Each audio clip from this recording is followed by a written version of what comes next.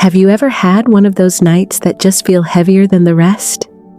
The kind of night where the air itself feels tired, where every step you take drags on like you're carrying the whole day on your shoulders?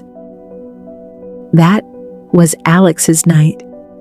He had been at the office far too long, chasing deadlines that never really seemed to end. By the time he walked out, the city was already dark. Streetlights flickered against the empty sidewalks. The world felt half asleep. And that's when he realized he had missed his regular bus. A small sigh slipped out of him. Great. Just great. The only option left was the last bus of the night, the one nobody liked to take. It was always nearly empty, eerily quiet, as if everyone on it carried secrets too heavy to be spoken aloud. And so Alex climbed in. The bus smelled faintly of rain and dust.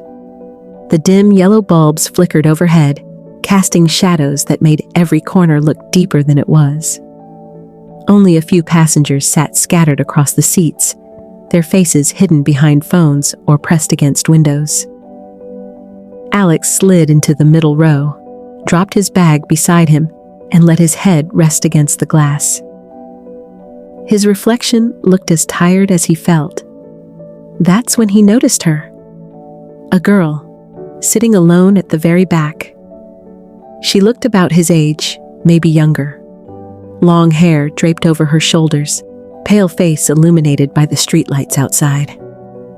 She wasn't scrolling through a phone or staring at the floor like everyone else. She was simply looking out the window. Still, almost too still.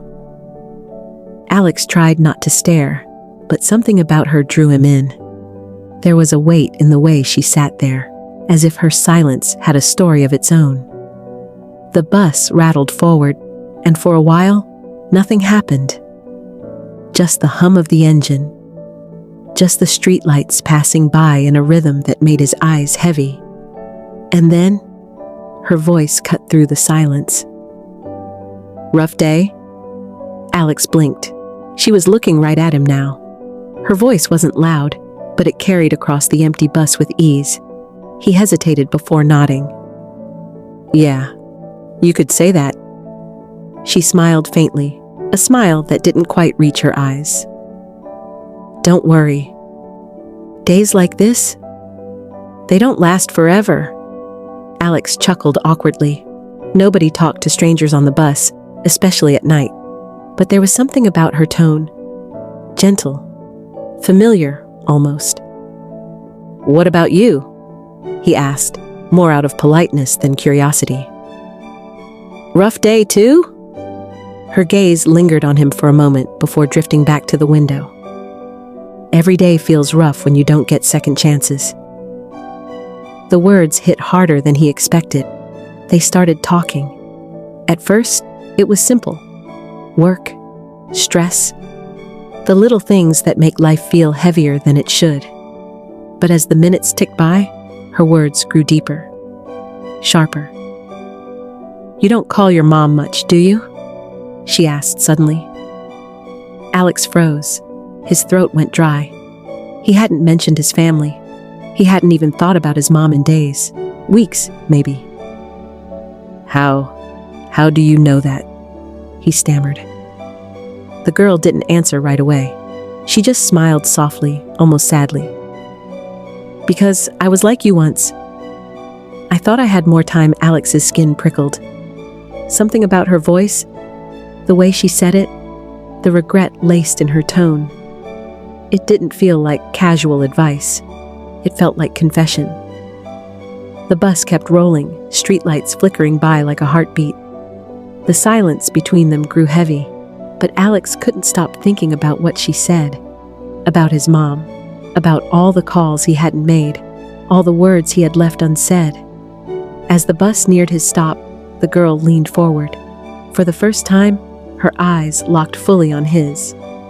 They were deep, almost too deep, as if she had seen things he couldn't imagine. Don't make the same mistake I did, she whispered. Tell your mom you love her. Tomorrow isn't promised. The bus screeched to a halt. Alex grabbed his bag, heart pounding, and turned back to thank her. But the seat was empty. His stomach dropped. He spun around, scanning the bus. No one. Just the same two passengers staring at their phones. The driver glanced at him in the mirror, confused. Kid? You getting off or what? Wait, wasn't there a girl sitting back there?